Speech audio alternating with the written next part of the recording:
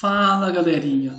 Com essa videoaula a gente vai finalizar nosso assunto sobre metabolismo de aminoácidos e, enfim, finalizar nosso conteúdo da disciplina de bioquímica, ok? Das disciplinas de bioquímica ministradas no Instituto Federal do Sudeste de Minas Gerais, no campus de Barbacena, para os alunos tanto de todos os cursos que têm acompanhado a disciplina de bioquímica como os meus alunos, ok?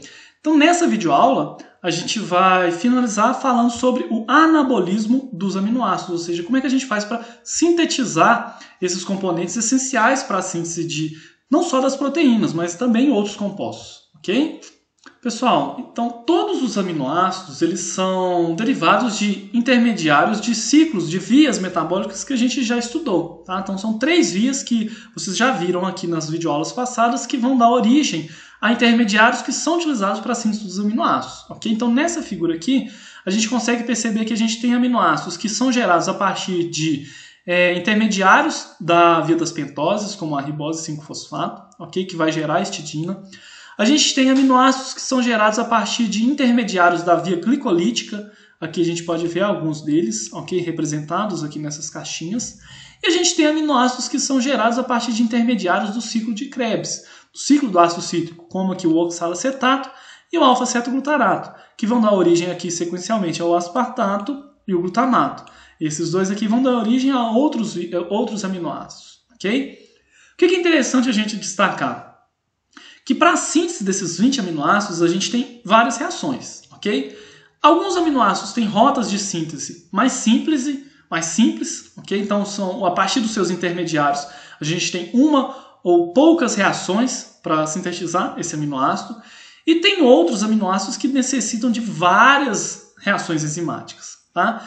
Essas rotas mais simples, elas favorecem então a síntese desses aminoácidos e são os que acontecem na maioria dos mamíferos, ok? Então, vamos pegar aqui, por exemplo, alguns aminoácidos aqui que não estão destacados com esse asterisco aqui, estão vendo?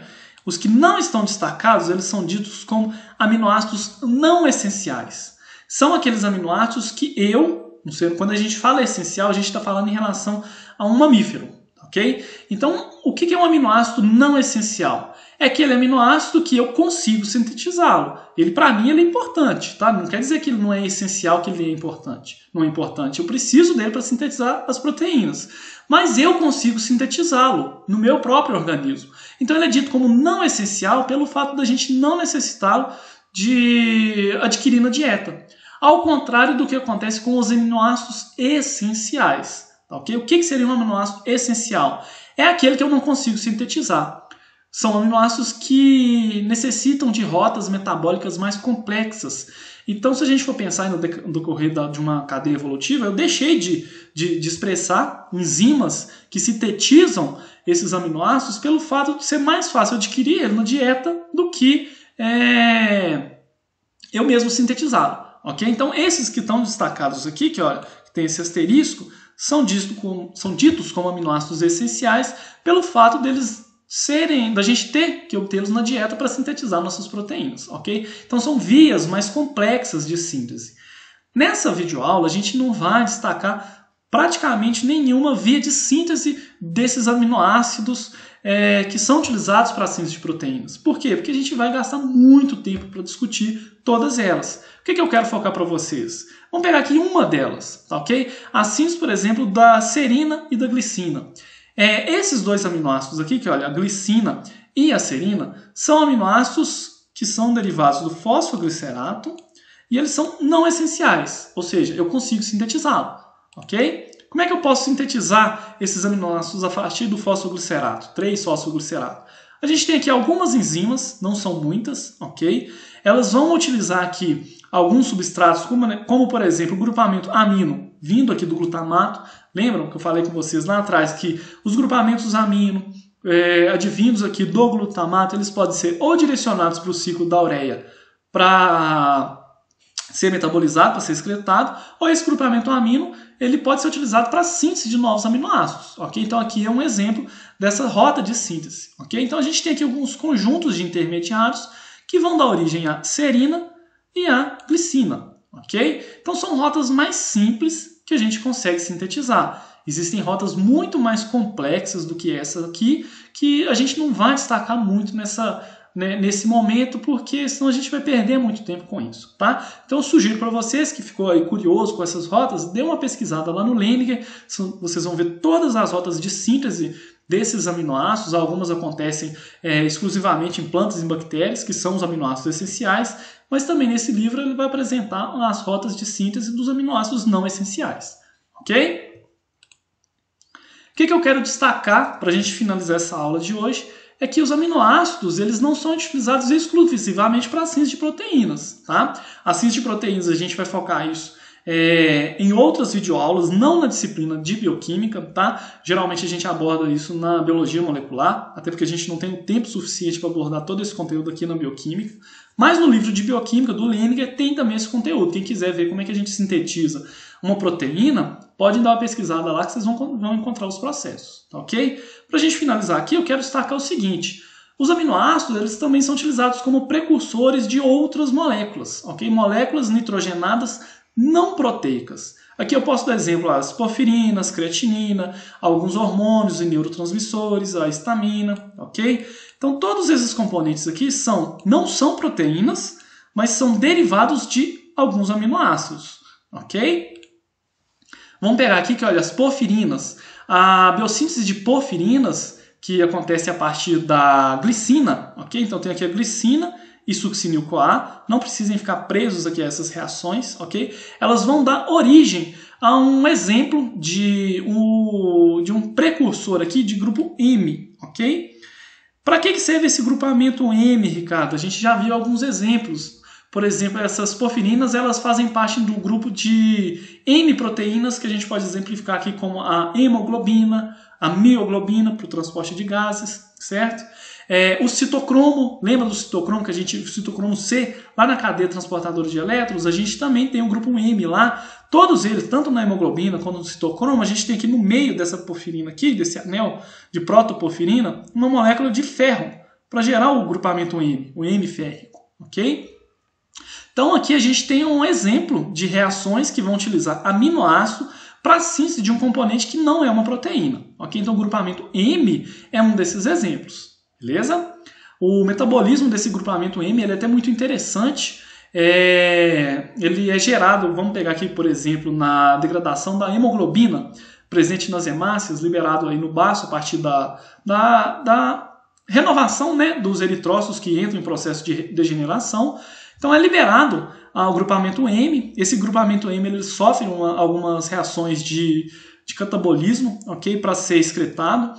A primeira dessas reações ela vai liberar aqui que, olha, uma molécula de monóxido de carbono e o ferro. O ferro ele é diretamente ligado à ferritina, ok? E esse CO aqui, esse monóxido de carbono, ele se liga a outras moléculas de hemoglobina. E aqui é interessante falar que, apesar de tóxico, a gente tem a produção de monóxido de carbono no nosso organismo. E cerca de 1% dos grupamentos M das hemoglobinas de um determinado organismo, de um indivíduo, de um mamífero, ela vai estar ocupada com monóxido de carbono produzidos pelo próprio organismo, certo? Pois bem, então aqui o componente que foi gerado a partir dessa degradação do grupamento M aqui, pela M-oxigenase, foi um composto chamado de biliverdina. A biliverdina, rapidamente, ela sofre degradação para formar um componente que a gente conhece como bilirrubina, ok? Essa bilirrubina aqui, ela é interessante a gente destacar que ela tem uma função no nosso organismo, ela age como um potente antioxidante, ok? E ela age, na verdade, ela é transportada, ela é um componente, a gente pode perceber que ele é apolar, e ela precisa de albumina para ser transportada, tá? E ela, ao ser transportada, ela vai ser direcionada para o fígado, e essa bilirrubina no fígado, ela vai ser metabolizada, tá? Ela vai ser transformada num outro tipo de bilirrubina, ela vai ser transformada no que a gente chama de bilirrubina direta, tá? E essa bilirrubina ela é excretada na bile, ok? Essa bilirrubina excretada na bile, ela cai no intestino, ok? Ela vai dar origem a dois componentes. O urobilinogênio.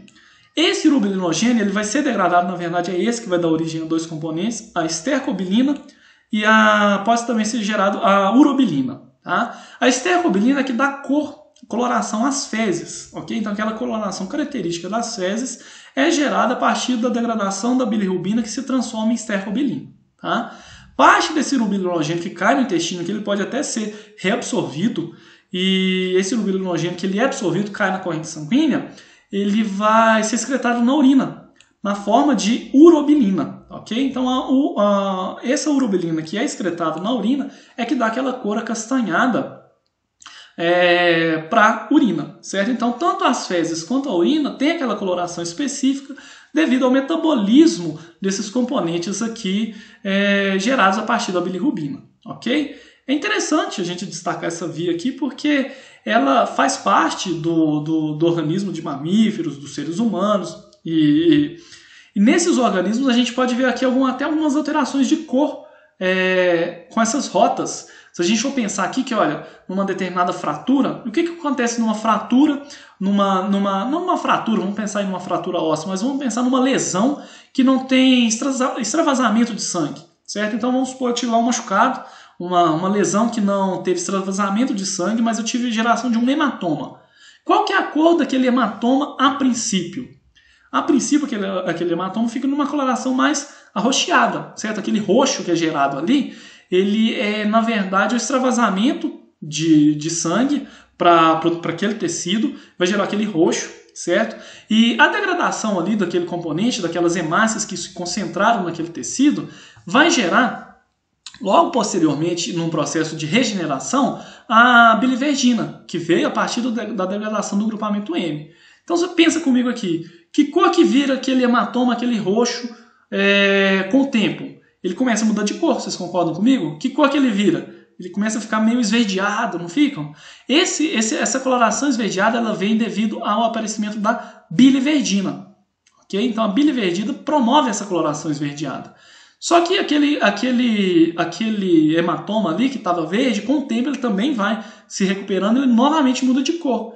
Que cor que ele vai se transformar depois de verde? Ele vai gerar aquela tonalidade meio acastanhada. Não sei se vocês já repararam isso quando sofreram algum tipo de hematoma ou já viram em alguma pessoa. Aquela coloração acastanhada vem da transformação da biliverdina em bilirrubina. A bilirrubina tem essa coloração acastanhada, ok?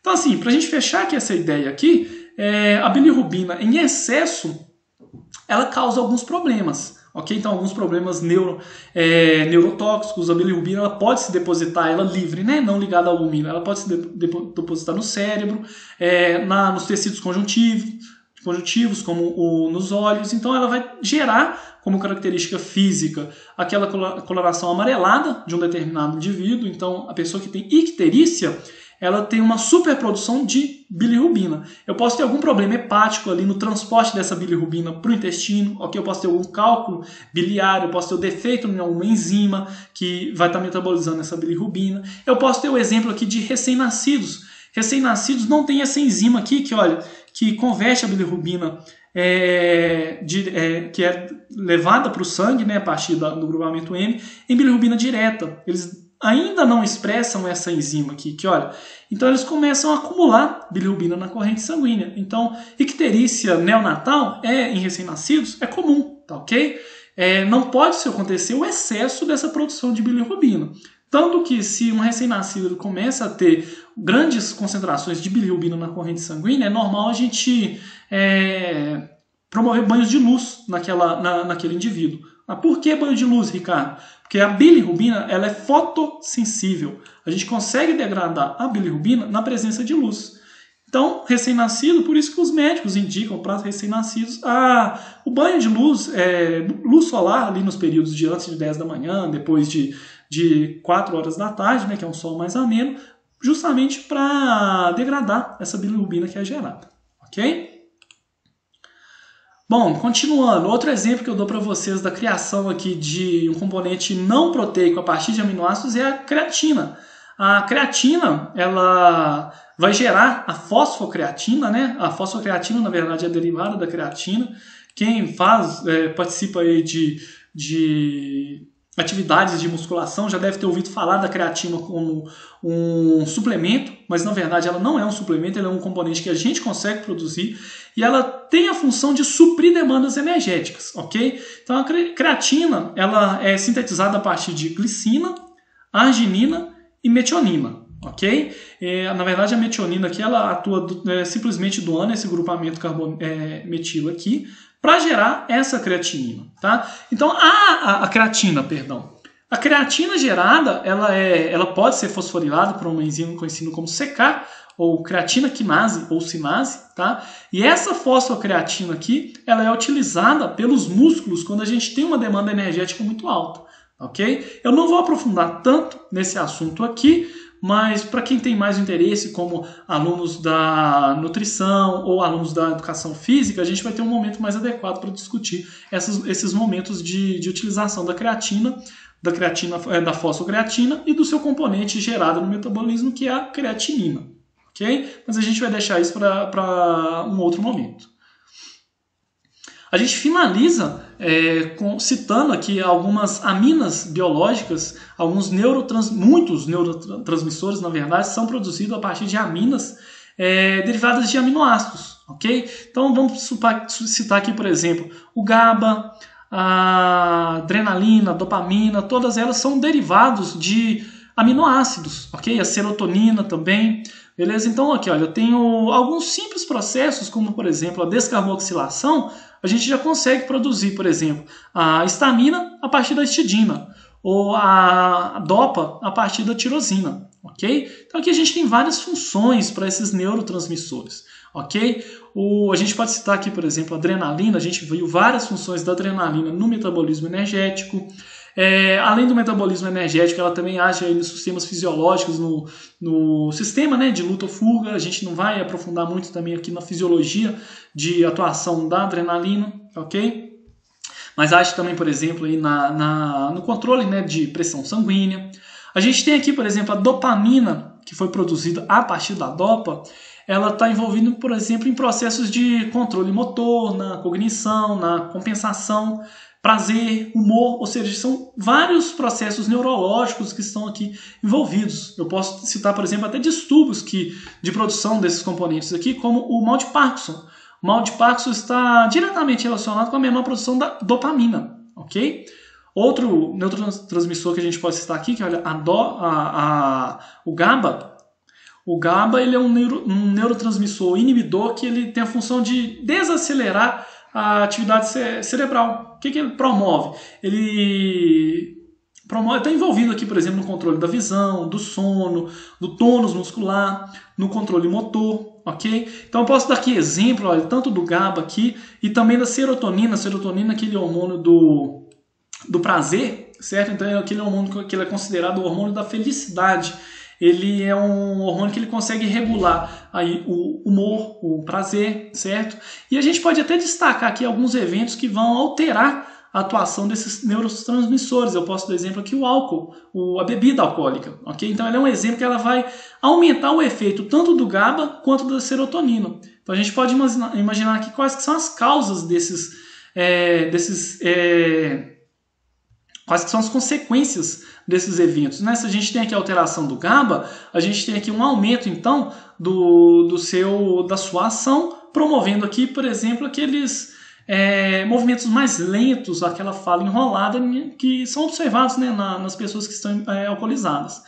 Já a serotonina, o aumento aqui da serotonina vai promover deixando aquelas pessoas mais eufóricas, mais alegres, né, vamos se dizer. Beleza? Então a gente tem aqui várias funções e alterações desses neurotransmissores aqui que podem acontecer num determinado organismo. Beleza? A histamina é um